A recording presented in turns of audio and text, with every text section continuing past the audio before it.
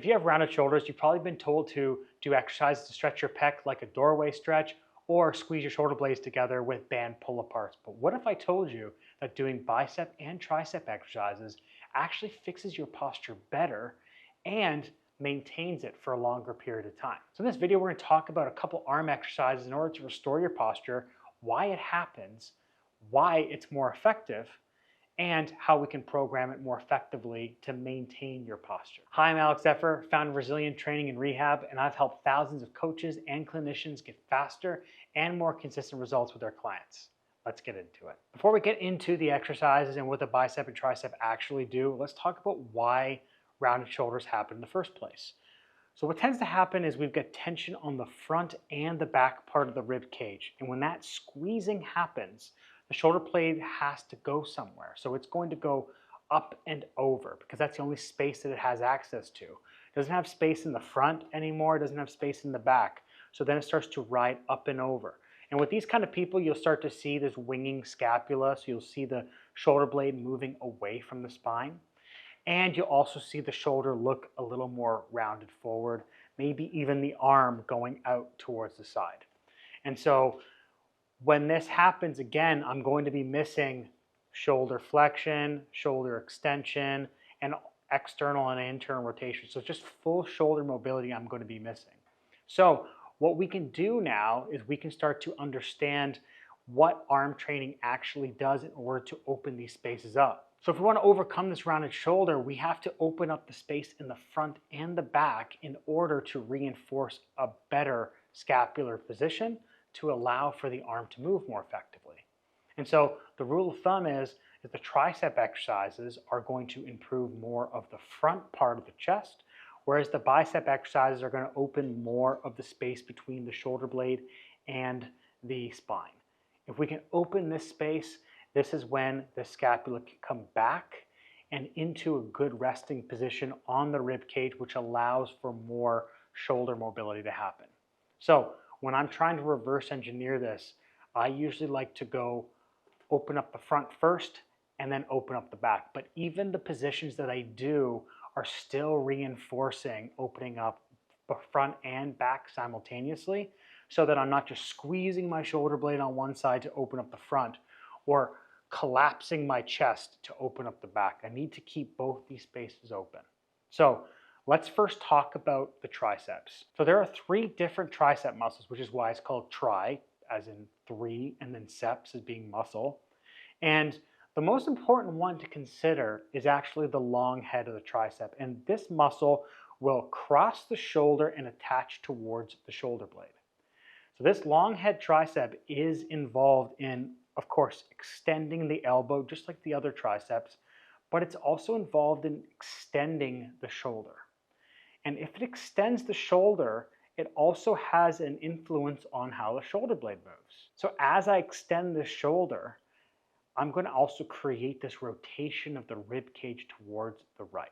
The long head of the tricep extends the elbow, extends the shoulder, and it contributes to rotation towards the right side.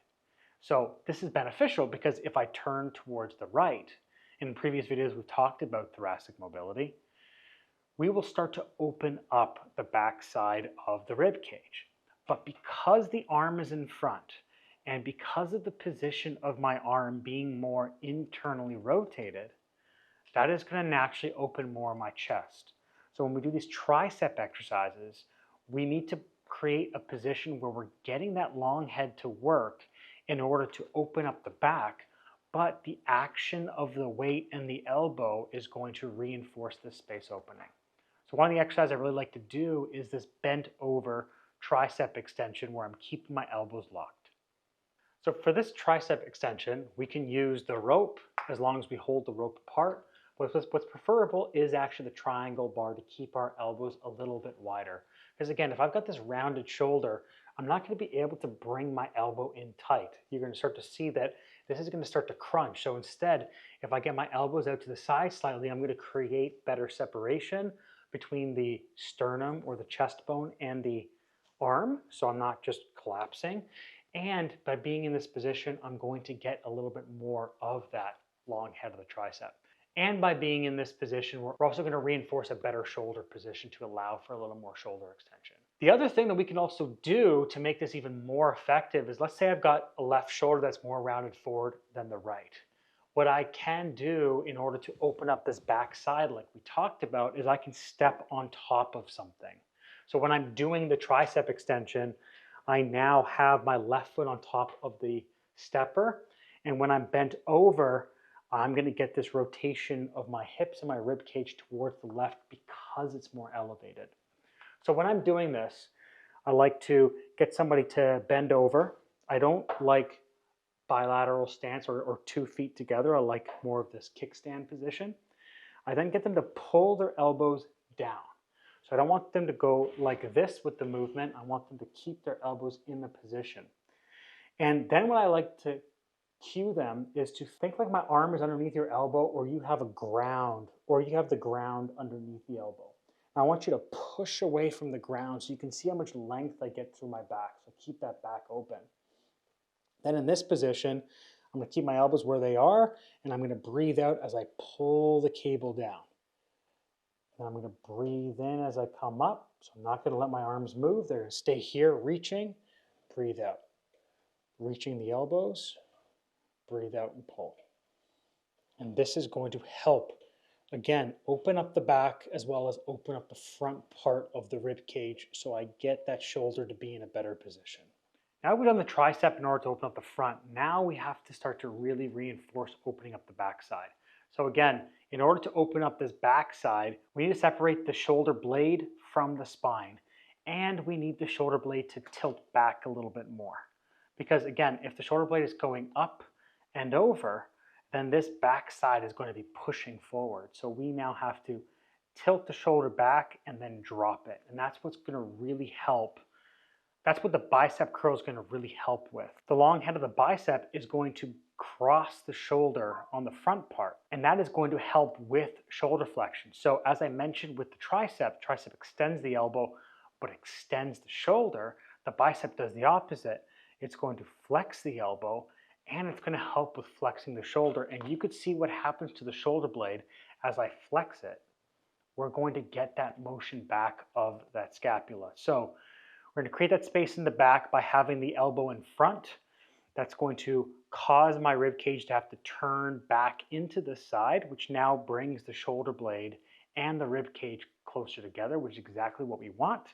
Then as we do that curl, we're going to create that space. So we're going to show a bicep variation that helps not only open up the back side of the shoulder, but put the shoulder blade in a better position.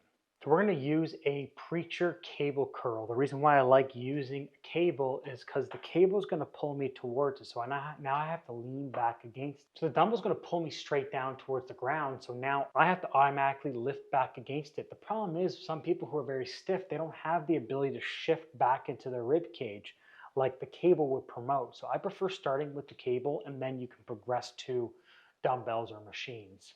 So in this setup, in order to turn myself back to the left, I'm going to have my left foot slightly back. On this right leg, I'm going to push myself towards the left outside heel. That's going to now turn my torso and my chest towards this arm.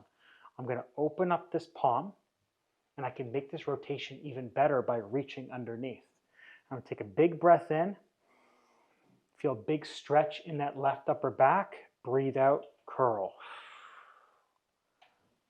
Breathe in as I go down, feel a big stretch, breathe out, curl. And now the long head of the bicep is going to help tilt that shoulder back as well.